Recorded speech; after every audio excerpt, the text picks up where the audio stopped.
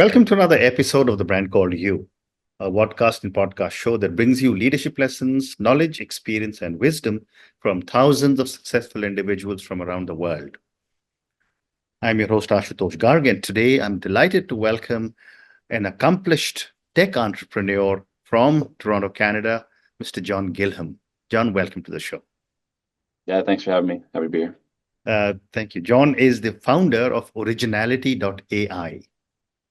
So, Jon, before we talk about originality, tell me a little bit about your own journey from founding a content marketing agency to creating Originality.ai.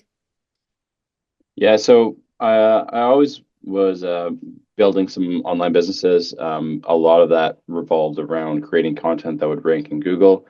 Took that competency and built up a content marketing agency where we were selling content services to website owners that wanted to have articles on their site to help them rank in Google, get more customers. We ended up selling that.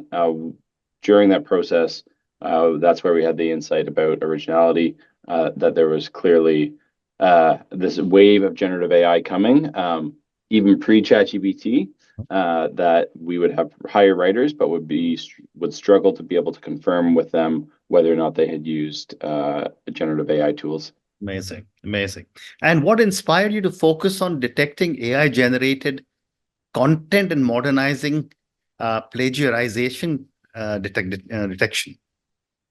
Yeah, so from we would work with clients, and they would come to us and they would say, how do we know your writers aren't using AI? And we'd say, well, we have a policy, we have a bunch of controls, but really those controls were not good enough. And so we ended up seeing that there was clearly this need for people to know that if someone had written something as a human or had copied and pasted it out of an AI writing tool. And so that's what inspired us to build the tool. We ended up actually launching it the weekend before ChatGPT went live. Amazing. Thank you. So let's talk a little bit about Originality.ai. And my first question is, how has your experience with generative AI content for SEO purposes influenced the development of Originality? Yeah. So we see a lot of clients that are very happy to pay a writer, $100, $1,000 for their article, whatever their rate might be. They're not very happy to find out that piece of content was copied and pasted out of ChatGPT. And so that's really the problem that we're aiming to solve. And then from an SEO standpoint, what we've seen is that there's a lot of stories of website owners who don't have any controls in place, and their writers are using nothing but generative AI tools to create AI content. And the results are that they're just not getting the results in Google that they could get if there was a human in the loop. And how do you ensure that Originality.ai accurately detects the content?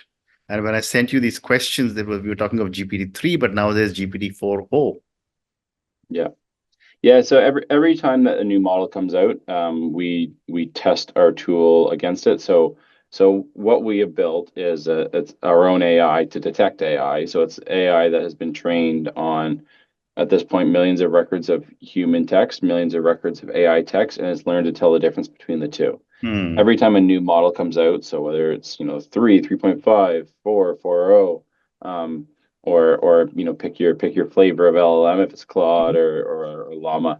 Every time a new model comes out, we train we test our existing tool on if we're still accurate. If we are, great. If we're not, then we build a big data set and train and improve against it. So how do we ensure that we stay accurate? Continually testing against every new model that comes out. And then we put a really, really big effort. So the no detector is perfect. All classifiers, whether it's forecasting the weather or whether it's predicting whether or not a piece of content was AI or human, are can be wrong. And so we try and do a lot of transparent communication around our accuracy, so people have a good understanding of where we sit. Well said. But there is this other product on ChatGPT, which is also called Humanize Me. and I'm sure you've seen it, then they claim Yeah. that you cannot possibly figure out. But I'd love to understand from you, how does originality differentiate between human written and AI generated content?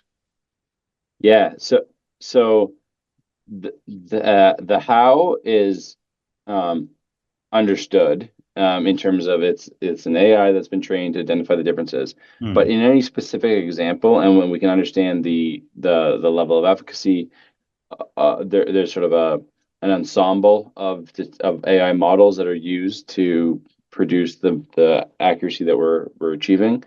Um, the the specific reasons on why did this piece of content get identified as AI, and it's a really sort of um, unsettling answer, but we don't know. And the same reason as like if you were to ask ChatGPT, if you were to ask the makers of ChatGPT, if you asked it to write a poem about X, and you said why did it pick these words, it's not a clear answer as to it's not this sort of logical step-by-step process as to why that occurred. Yeah. And similarly, we aren't able to say with certainty these are the five reasons why this piece of text was identified as AI.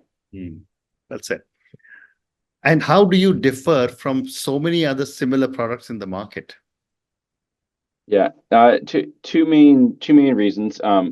One, we've made a decision to focus on digital marketing, not academia. Hmm. The use case in academia is has a lot of challenges around academic disciplinary action and the level of certainty that is required. So Hmm. we don't pursue academia, but we do pursue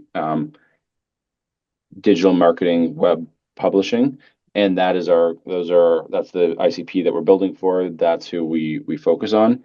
From that decision, there's a lot of downstream effects in terms of building a bigger model that we focus less on our free tool. We are able to have a data set that is tuned more to our user's use case. And so really it's about the features that are built for that user of anybody publishing content on the web wants to use our tool to make sure that that piece of content meets their standards. And then second, we are the most accurate AI detector, especially one because we use a much bigger model than others would use, and they're similar with different constraints because they're building for academia. Yeah. And so those are kind of the two reasons that we are Yep. continuing to stay the most accurate. Well said. And my next question is that how do you help in maintaining the integrity and originality of content for web publishers? Yeah, so when you think about what a copy editor has to do, so if Hmm. you have a writer on your team that provides you a piece of text, you need to go through and make sure a certain number of things are at a certain level. So let's say, plagiarism free.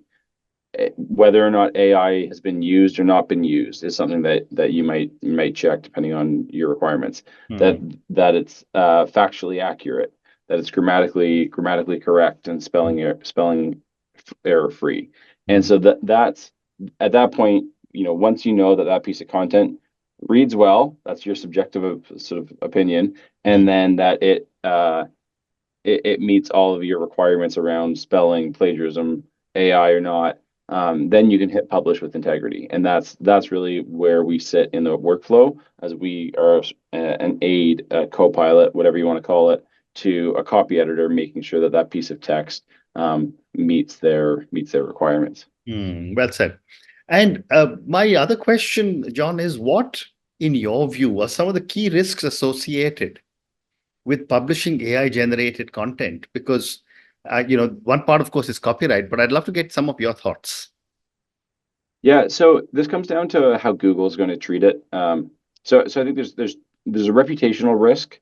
Um, we've seen companies publishing AI content without the right controls in place, and them ending up with some, egg on their face or being pretty embarrassed as a result of it. Hmm. An example of um, there's an example of MSN News had an AI generated article about traveling to Ottawa, so the capital of Canada, Yeah. and they mentioned that the a great thing to do would be go to the soup kitchen, and that they have delicious meals. So Hmm. go to the charity and eat their food. Mm, mm, Um, and so that's an example of sort of the embarrassment that can occur. yeah. The reason why publishers choose to not publish AI generated content Mm, is because of the risk that it raises with Google. Publishing AI generated content, most people are fairly confident that that is a increased risk in the eyes of Google. If mm, Google search results are filled with nothing but AI generated content, then why would people use Google? Why wouldn't they just go to um, the source?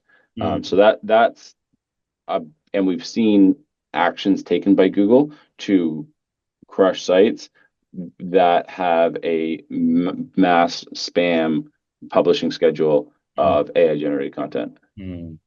When I was preparing for my conversation with you, John, I also came across an interesting term called AI hallucinations.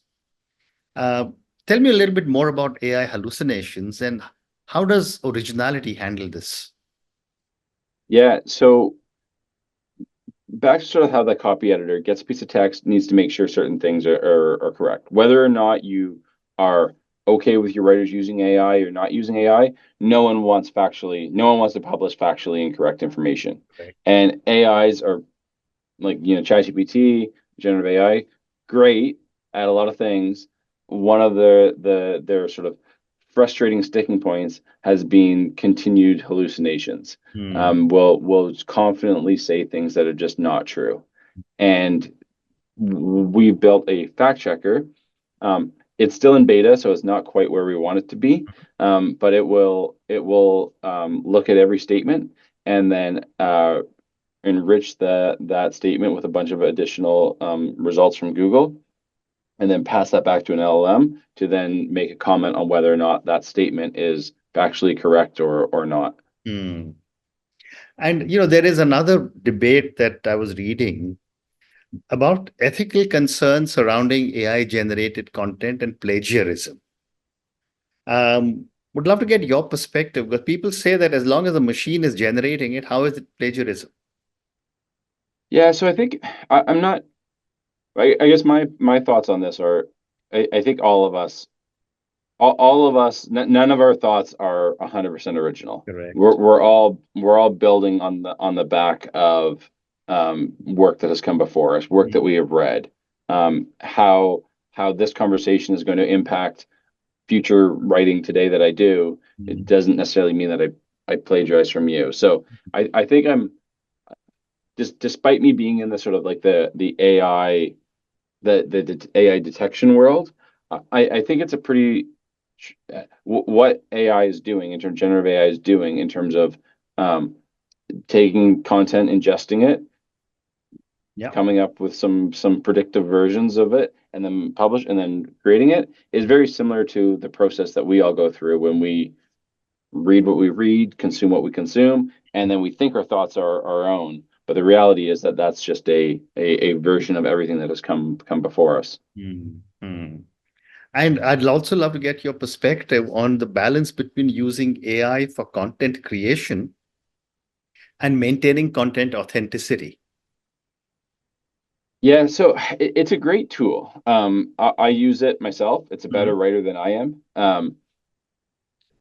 The challenge that comes up is society is going to be wrestling with where are we happy with AI content and where are we not happy with AI content. Mhm. Um, if I'm reading a review for, let's say, a pair of skis or baby formula, I would like that review to be written by a human, not by AI. I think that's a place where we're all very happy to say that I don't want those reviews to be that I'm reading online to be nothing but AI generated. Mhm. Um, how do we control for that? Well, AI detection is a method. It's not a perfect method because what if it's their honest review, but they used ChatGPT to make it sound better and then published it? Yeah. So it's not perfect. There's gaps, but I think we're all pretty happy that we don't want to read reviews that were just ask somebody to ask ChatGPT to write a review about baby formula. Mm. We don't want to read that. Moving more towards marketing material. Mm. If we're talking about the the brand voice of a company, Mm. um, it gets more questionable. Some companies are going to choose to go the path that take the risk of going off voice, of sounding not as good as they might sound otherwise by using AI, and other companies are going to say that no, that's not the risk that we're gonna take. Mm. Very interesting. Then, we've been speaking about originality's capability to detect plagiarism. But I wanted to turn it around and ask you that how can businesses leverage originality to enhance their content strategy? Yeah, so if originality is built to help content teams ensure that the work that is being published meets the expectations of the company. And Mm. so if they're okay with using AI content, that's great. We have there no one's okay with content being 100% plagiarized, and so we have plagiarism detection for that. No one's okay with it being factually wrong. We have the fact checking aid to assist them in that, and similar on readability and spelling and grammar. And so really we sit as that to help make a copy editor's job 10 times more efficient Mhm. is what we aim to continue to do. um, and a lot of times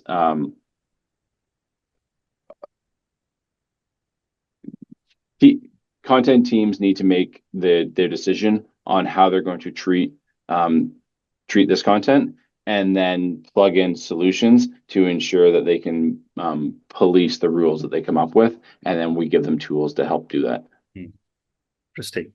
The next question is about educators and academic institutions. And I know my wife, who is an educator at the international baccalaureate level, she uses something called turnitin.com. My Yeah. question is, how can educators and academic institutions benefit from using originality? Yeah, so we have a ton of educators using us. We don't like educators using us. It's a thorny problem. The false positive rate of our AI detector is sort of in that 2% range. Mhm. We have one model that's sort of 1% that's available. Um, Most detectors are similar false positive rate with a lower accuracy rate than us. Mhm. Um, a false positive rate, an accuracy rate of 99%, and let's say a false positive rate of 1%, accuracy rate of 99%, that sounds really good. But Mhm. if you have 40,000 students in your university submitting 10 pieces of work over the year, that's a lot of incorrect, Correct. that's a lot of incorrect accusations. Um, and so that it's a problem within academia, because we know, seen some studies that 60% of students have said that they've used it. Whether or not they're allowed to is a different question. But it is a big challenge. It is not accurate enough to use as academic disciplinary action on its own, to take academic disciplinary action on its own. We built some additional tools to assist teachers and students and writers. Mhm. Um, so we have a free Chrome extension that helps people visualize the creation of a document. And so, my advice to students that have been accused of by an AI detector, or writers, and teachers that are using it, is to understand the limitations of the tool. They're not perfect. They're highly accurate, but not perfect, and that there are ways that it's a great first conversation starter to Mhm. then dig deeper, compare previous work, look at the creation process. So using our free Chrome extension to look at how a Google document was created, and really visualize that entire creation process. And if you see that it was done in 5 minutes and a high AI score, Mhm. you can be pretty confident in your conversation with that student. Well said. So, I have time for two more questions for you, John. How do you see the role of AI in content creation evolving in the next few years? Yeah, I think society is going to continue to decide where it is acceptable and where it is not acceptable. Mm. Um, we're seeing that in some nonfiction books. So we helped a story with The Guardian around a mushroom picking book, where it identified that it had AI content, AI written, and had some potentially deadly suggestions about picking and eating mushrooms. I think there's going to be some locations that where the harm to society is high, and we're going to, as a society, choose to say that AI content is not there. And then there's going to be a gray area, and I think that's a really interesting area. And I think that's the area that we play in. And so I think every company is going to have to come up with a decision around what is acceptable use and not acceptable use, and then put in place the mitigating controls to allow for that. So I think we're going to see a plateauing around the capabilities of the models, and we're going to see a sort of a settling of where people choose that it is acceptable and not acceptable to use. Well said. And my last question for you, and we've got a very large number of young viewers and listeners. How can our viewers and listeners get started with originality and take advantage of its features? Yeah, so if you're a student, recommend looking at our free Chrome extension that helps if you ever get accused of using AI when you hadn't. Our free Chrome extension and some other education really helps with that. And then the second piece on how people can get involved is if they want to check whether or not content that they received was AI generated or not. We have a free tool at originality.ai/AI-checker. Okay. And on that note, Jon, thank you so much for speaking to me about your own amazing journey to create originality. I think what you're doing is really valuable to be able to fact check a lot of things, to be able to make sure that we don't just get carried away.